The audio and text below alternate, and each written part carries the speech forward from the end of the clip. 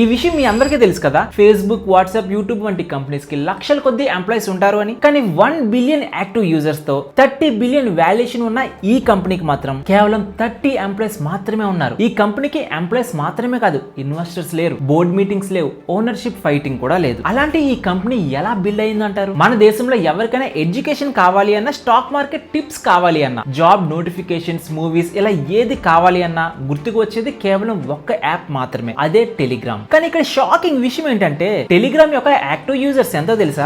1 billion users. ఇతర companies లాగా ఈ కంపెనీకి లక్షల్లో ఎంప్లాయీస్ లేరు, మ్యాసివ్ హెడ్ క్వార్టర్స్ లేవు, హండ్రెడ్స్ ఆఫ్ మేనేజర్స్ కూడా లేరు. అయినా కూడా ఈ కంపెనీ బిలియన్స్ ఆఫ్ వాల్యుయేషన్ కి ఎలా చేరిందంటారు? ఈ రోజుల్లో చాలా కంపెనీస్ వాళ్ళ వాల్యుయేషన్ పెంచడం కోసం ప్రతిసారి ఫండ్ రైజ్ చేస్తూ ఉంటున్నారు. కానీ ఈ టెలిగ్రామ్ మాత్రం వాల్యుయేషన్ ని ఏమాత్రం పట్టించుకోకుండా తన ఓనర్షిప్ ని ఎక్కడ వదులుకోలేదు. గవర్నమెంట్ నుంచి ఎంతో ప్రెజర్ వస్తున్నా కూడా ఈ కంపెనీని ఎలా రన్ చేశారు? అండ్ మరీ ముఖ్యంగా ఇన్వెస్టర్స్ లేకుండా 1 బిలియన్ యాక్టివ్ యూజర్స్ తో కొన్ని ట్రిలియన్స్ ఆఫ్ మెసేజెస్ ని ఎలా ఆపరేట్ చేస్తున్నారు? ఇంకా ఈ టెలిగ్రామ్ ఫౌండర్ అయిన పవెల్ ధ్రువ్ గురించి ఇంకా చాలా ఇంట్రెస్టింగ్ విషయాలు ఈ వీడియోని ఎక్కడ స్కిప్ చేయకుండా చూడండి. పవెల్ చిన్నప్పటి నుంచి చాలా జీనియస్. తనకి కంప్యూటర్ అన్నా, కంప్యూటర్ లో ఉన్న కోడింగ్ అన్నా ఎంతో ఇంట్రెస్ట్. తనని మీరు ఎలా పిలవచ్చు అంటే రష్యాలో మరొక Bill Gates or Mark Zuckerberg అని కూడా పిలవచ్చు. ఇన్ఫాక్ట్ చిన్నప్పుడు తన స్కూల్లో తన టీచర్ తిట్టిందని ఏం చేశాడో తెలుసా? తన ఎంటైర్ స్కూల్లో ఉన్న సిస్టమ్స్ అన్నిటిని హ్యాక్ చేశాడు. అండ్ తన స్కూలింగ్ అయిన తర్వాత తన కాలేజీలో స్టూడెంట్స్ యొక్క నోట్ బుక్స్ ని ప్రతి ఒక్కరు డిజిటల్ గా షేర్ చేసుకోవాలి అని ఒక వెబ్సైట్ ని కూడా తయారు చేశాడు. అదే సమయంలో పవెల్ దగ్గరికి తన ఫ్రెండ్ వచ్చి ఏం చెప్పాడో తెలుసా? అమెరికాలో ఏం జరుగుతుందో తెలుసా? ఫేస్బుక్ అనే యాప్ ని తయారు చేశారు, అది చాలా తొందరగా గ్రో అవుతుందని కూడా చెప్పాడు.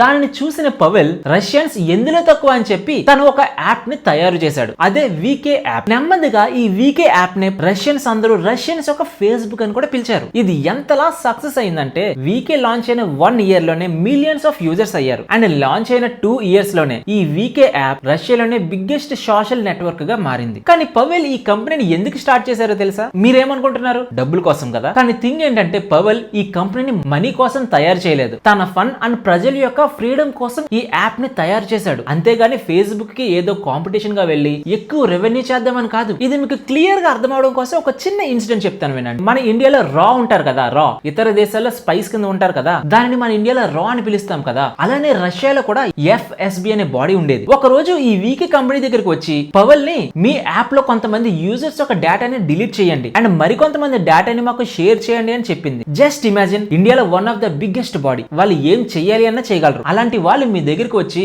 ఈ పని చేయమంటే ఎవరన్నా ఏం చేస్తారు? ఖచ్చితంగా చేస్తారు కదా. కానీ ఈ పవెల్ మాత్రం ఏ మాత్రం అంగీకరించలేదు. ఈ యాప్ ని నేను తయారు చేసింది ప్రజల యొక్క ఫ్రీడమ్ కోసం అని వాళ్ళు అడిగిన దానికి ఈ ఫోటోతో సమాధానం చెప్పాడు. జస్ట్ ఇమాజిన్, 26 ఇయర్స్ ఏజ్ లో రష్యాస్ బిగ్గెస్ట్ సోషల్ నెట్వర్క్ నడుపుతున్న ఈ పవెల్ కొన్ని రోజుల్లోనే బిలియనీర్ గా మారిపోయే తనకి ఆ ఇమేజ్ పెట్టగానే రష్యా గవర్నమెంట్ నుంచి వచ్చే ప్రెజర్ అంతో ఎంతో కాదు, చాలా ఎక్కువ ప్రెజర్ వచ్చింది. అండ్ రష్యాలో చాలా బిలియనీర్స్ ఈ కంపెనీని బై చేద్దామని ఎంతో ప్రయత్నాలు చేశారు. తనకి రష్యా గవర్నమెంట్ నుంచి ఎంత ప్రెజర్ ఉన్నా కూడా తను చెప్పేది ఒకటే, నేను ఈ యాప్ ని కేవలం నా ఫన్ అండ్ ప్రజల యొక్క ఫ్రీడమ్ కోసం క్రియేట్ చేశాను, అంతేగాని ఈ డేటాబేస్ ని ఎవరికి సెల్ చేయడానికి కాదు. సో పవెల్ విజన్ ఇంత క్లియర్ గా ఉండడంతో చాలా స్టేట్స్ నుంచి అతనికి చాలా ప్రెజర్ వచ్చింది. దీని అంతటిని గమనించిన ఈ పవెల్ ఒకనొక రోజు ఏదో ఒక ప్రాబ్లమ్ ని నేను ఎదుర్కోవాలని తెలుసుకున్న ఈ పవెల్ ఈ వీకే కంపెనీలో తన 12% స్టేక్ ఏదైతే ఉందో దానిని మొత్తాన్ని అమ్మేసి ఈ కంపెనీ నుంచి ఒక్కటే కాదు, ఈ రష్యా నుంచే బయటికి వెళ్ళిపోయాడు. పవెల్ ఈ కంపెనీ నుంచి వెళ్ళిపోవడానికి 2 రీజన్స్ ఉన్నాయి. మొదటిది, కంపెనీని బిల్డ్ చేసేటప్పుడు ఫండ్ రైజ్ కోసం ఇన్వెస్టర్స్ ని తీసుకువచ్చి తన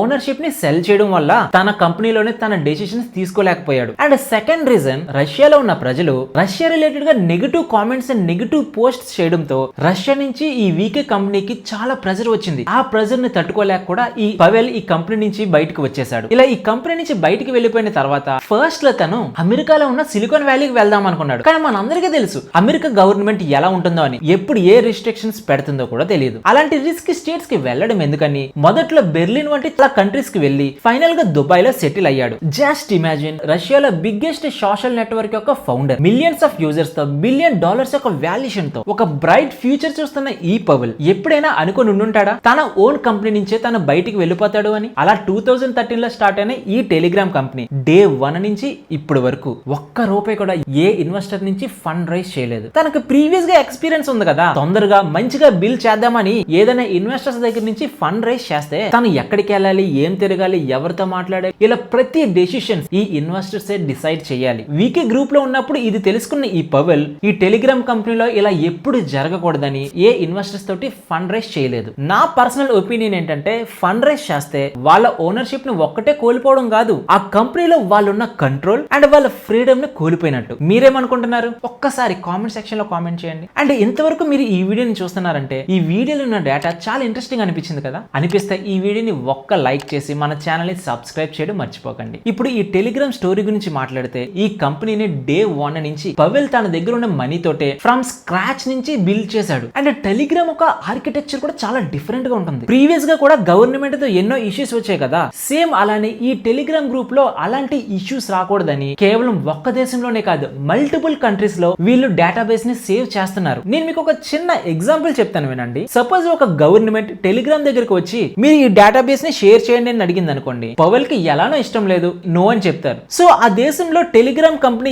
ఎక్కడైతే డేటాని స్టోర్ చేస్తుందో అక్కడికి వెళ్ళి ఆ డేటా మొత్తాన్ని రీట్రీవ్ చేసింది అనుకోండి, వాళ్ళకి ఏమీ దొరకదు. ఎందుకంటే ఫర్ సపోజ్ ఒక డాక్యుమెంట్ గవర్నమెంట్ కావాలనుకోండి, అది ఒక 10 పేజెస్ ఆఫ్ డాక్యుమెంట్ అయితే ఒక్కొక్క పేజ్ ఒక్కొక్క డేటా సెంటర్ లో ఉంటుంది. ఆ 10 డేటా సెంటర్స్ ఎక్కడ ఉంటాయి? 10 డిఫరెంట్ కంట్రీస్ తో ఉంటాయి. సో ఈ విధంగా ఈ టెలిగ్రామ్ ఆర్కిటెక్చర్ వర్క్ అవుతూ ఉంటుంది. కానీ 2013 నుంచి 2018 వరకు ఇదంతా సక్రమంగానే జరుగుతుంది. కానీ లాంచ్ అయిన కొన్ని ఇయర్స్ లోనే ఈ టెలిగ్రామ్ యొక్క యూజర్స్ లక్షల నుంచి కోట్లలోకి మారారు. వీళ్ళ సర్వర్స్ పెరిగాయి అండ్ వీళ్ళ ఎక్స్పెన్సెస్ కూడా పెరిగాయి. కానీ రెవెన్యూ మాత్రం almost zero. In fact Powell ఈ టెలిగ్రామ్ నుంచి మనీని ఎర్న్ చేయడం కంట ఈ కంపెనీని ఇండిపెండెంట్ గా ఉంచడమే తన ఇంట్రెస్ట్. కానీ 2016 లో వీళ్ళ user base 1 billion active users. కానీ అది అప్పటికి బిగినింగ్ మాత్రమే. టెలిగ్రామ్ లాంచ్ అయిన కొన్ని ఏళ్లలోనే లక్షల నుంచి కోట్ల యాక్టివ్ యూజర్స్ కి మారింది. అండ్ నెక్స్ట్ 2 ఇయర్స్ లోనే వీళ్ళ యూజర్ బేస్ అనేది 100 మిలియన్స్ నుంచి 200 మిలియన్స్ కి వెళ్ళింది. అండ్ వాళ్ళు అక్కడతో ఏమాత్రం ఆగలేదు. 2022 కి 700 మిలియన్ యాక్టివ్ యూజర్స్ తో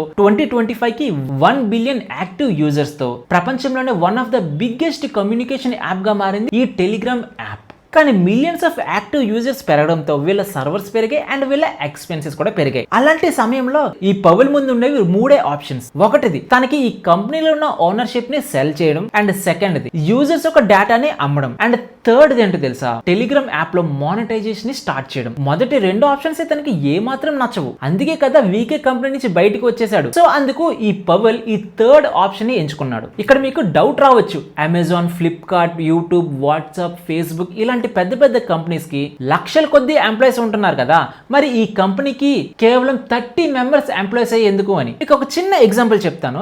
ఈ పవెల్ ఎంత క్రియేటివ్ మైండెడ్ అంటే తనకి ఎవరైతే కోర్ ఎంప్లాయీస్ కావాలో వాళ్ళని హైర్ చేసుకున్నాడు ఇనిషియల్ గా. దాని తర్వాత తనకి ఏ ప్రాబ్లం వచ్చినా కూడా థర్డ్ పార్టీ ఎక్స్పర్ట్స్ నుంచి హైర్ చేసుకొని వాళ్ళ ప్రాబ్లమ్ ని సాల్వ్ చేసుకునేవాడు. పేరుకే ఈ కంపెనీకి 30 ఎంప్లాయీస్, కానీ థర్డ్ పార్టీ పర్సన్స్ చాలా మంది ఉంటారు. ఇప్పుడు వీళ్ళ రెవెన్యూ గురించి మాట్లాడితే 2018 లో వీళ్ళు ఈ కంపెనీని రన్ చేయడం కోసం మాత్రమే టెలిగ్రామ్ ప్రీమియం సర్వీస్ ని లాంచ్ చేశాడు. ఈ టెలిగ్రామ్ సబ్స్క్రిప్షన్ మోడల్ ఎలా ఉండేదంటే ఈ జనరల్ గా ప్రతి ఒక్కరు ఈ టెలిగ్రామ్ యాప్ ని ఫ్రీగా యూజ్ చేయొచ్చు. కానీ ఈ సబ్స్క్రిప్షన్ మోడల్ ఎవరైతే సబ్స్క్రైబ్ చేసుకుంటారో వాళ్ళకి ఫ్రీ యూజర్స్ కంట కొన్ని ఎక్కువ ఫ్యూచర్స్ అనేవి ఇస్తారు అంతే. And second most important thing, వీళ్ళు యాడ్స్ ని రన్ చేయడం. నార్మల్ గా ఒక పర్సన్ టు పర్సన్ చార్జ్ చేసుకున్నారనుకోండి, అటువంటి టైంలో ఎటువంటి యాడ్స్ ఉండవు. కానీ మీరు ఎవరైనా ఎప్పుడైనా ఏదైనా గ్రూప్స్ లో కానీ జాయిన్ అయితే ఇక్కడ మీరు ఇమేజ్ లో చూస్తున్నట్టు కింద ఒక యాడ్స్ అనేది పాపప్ అవుతూ ఉంటుంది. ఇన్ఫాక్ట్ ఆ యాడ్స్ నుంచి వస్తున్న మనీ మొత్తాన్ని ఈ కంపెనీ తీసుకోవద్దు. 50% ఆ గ్రూప్ ఓనర్ కి, 50% ఈ టెలిగ్రామ్ యాప్ కి రెవెన్యూ అనేది వస్తుంది. సో ఇలా ఈ సబ్స్క్రిప్షన్ మోడల్ నుంచి యాడ్స్ నుంచి వీళ్ళు మనీని ఎర్న్ చేస్తుంటే మరొక థర్డ్ ఇంపార్టెంట్ రెవెన్యూ ఏంటో తెలుసా? వీళ్ళ స్టార్స్ అండ్ బాట్స్. చిన్న బిజినెస్ పీపుల్స్ ఈ టెలిగ్రామ్ లో కొన్ని బాట్స్ ని క్రియేట్ చేసుకొని వాళ్ళ బిజినెస్ ని ఎక్స్పాండ్ చేసుకోవచ్చు. అలా వీళ్ళు కొంత రెవెన్యూ జనరేట్ చేస్తే మిగిలిన కొంత రెవెన్యూ చాలా స్లైట్ గా ఉంటుంది, అది వీళ్ళ స్టార్స్ అండ్ గిఫ్ట్స్ నుంచి. అలా వీళ్ళ సబ్స్క్రిప్షన్ మోడల్ నుంచి, యాడ్స్ రెవెన్యూ నుంచి, బాట్స్ నుంచి అండ్ స్టార్స్ అండ్ గిఫ్ట్స్ నుంచి వీళ్ళు మనీని ఎర్న్ చేస్తూ ఉంటారు. అలా పవెల్ కి ఎవరి హెల్ప్ లేకుండా, ఎటువంటి ఇన్వెస్ట్మెంట్ తీసుకోకుండా ఎన్క్రిప్ట్ చార్ట్ తో ఈ టెలిగ్రామ్ కంపెనీని ఈ స్థాయికి తీసుకొచ్చారు. కానీ మోస్ట్ ఆఫ్ ద ఫౌండర్స్ కంపెనీని ఎదిగిన తర్వాత వాళ్ళ స్టేక్ ని ఎంతో కొంత సెల్ చేసి వాళ్ళ లైఫ్ లో సెటిల్ అవుతారు. కానీ ఈ పవెల్ మాత్రం అలా చేయలేదు. మొదట్లో ఫ్రీడమ్ కోసం కంపెనీని వదిలేశాడు. మనీ కన్నా కంట్రోల్ ఇంపార్టెంట్ అని ఈ టెలిగ్రామ్ యాప్ ని లాంచ్ చేసి ఈ రోజు ఈ స్థాయిలో ఉన్నాడు. ఈ కంపెనీలో మీకు నచ్చిందేంటి? కామెంట్ సెక్షన్ లో కామెంట్ చేయండి.